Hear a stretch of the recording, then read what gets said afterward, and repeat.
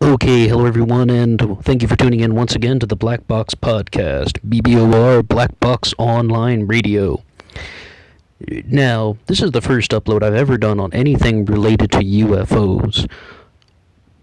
I guess I'll just get right into it. I was reading a book, Why People Believe Weird Things by Michael Shermer. This is one that I've owned for years, but I haven't actually finished the entirety of it. So I was flipping through it, and he has a section on there about UFOs, and he said something very startling, wherein he says that most UFO cases of abduction are things that people do not recall immediately, and many of them are recovered after years later and after hypnosis. And this is very, very clear in the case of Riley Martin, for example, who authored the book The Coming of Tan, and it's been frequently on Howard Stern and the Riley Martin show, even Sirius Satellite Radio.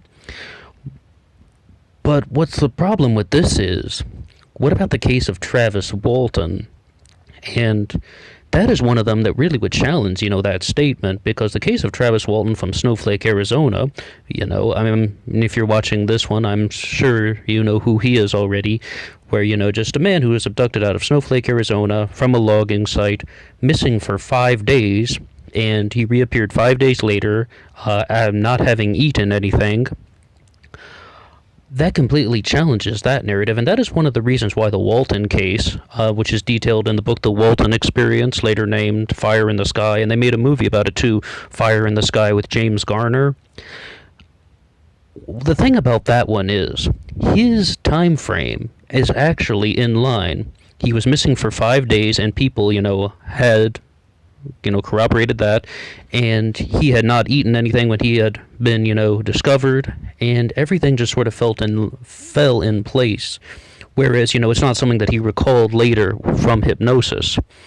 Now, the other interesting thing about finding this in a Michael Shermer book is, the first time I had ever heard of Travis Walton was on his appearance on The Moment of Truth, the nationwide syndicated lie detector show, and long story short is, Travis passed all the questions, except the very last question. They asked him, were you abducted by a UFO in 1972? I believe it was 72.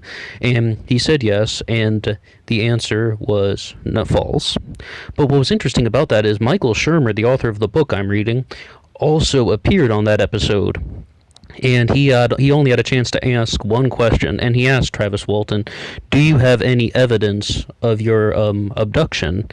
And Travis said very clearly, yes, there are piles of it. And he was talking about things like Geiger counter readings, but also, if we're going to talk about such a loose term as evidence, even passing polygraph tests in the past, or answering the first 4 polygraph questions correctly, that can be viewed as evidence. Travis appeared on an episode of Jerry Springer to talk about things like this, about UFOs, and somebody flat out said that, even the polygraphs are evidence, especially when they pile up. It's a very articulate guy on that episode of Jerry Springer. It sounds kind of weird to say that on the Jerry Springer show there's someone very articulate, but no, this one guy was like, there's an enormous amount of evidence. Not exactly proof, we got to get our terms right. Evidence. And the whole thing to say about the Travis Walton thing is, I'll say flat out, I don't believe it. I am someone who has a lot more faith in lie detectors than other people. And in the past, it's like, maybe in the 1980s, lie detectors were only 80% accurate, and voice stress analysis was only 70% accurate. That's not really suitable, That means 2 people out of every 10 people are going to get the wrong reading at 80%. 3 people out of every 10 people would get the wrong reading at 70%, but they really have a lot of new advancements in that. And online you can look at the presentations of Dan Ribakoff. Once again, his name is Dan Ribakoff. He did the lie detectors for the Steve Wilkos show. He gives a lot of explanations about how it works, and his things are pretty good. He's very convincing with his explanations. So, first of all, Travis got every question right, but then he failed the one question about the alien abduction. But what really happened to Travis Walton? Because, this is a very interesting case. It does not meet the typical UFO things where somebody saw something and they just have a fragment of a blurry photograph, it does not have anything involving hypnosis. It's not something that somebody recalled years later.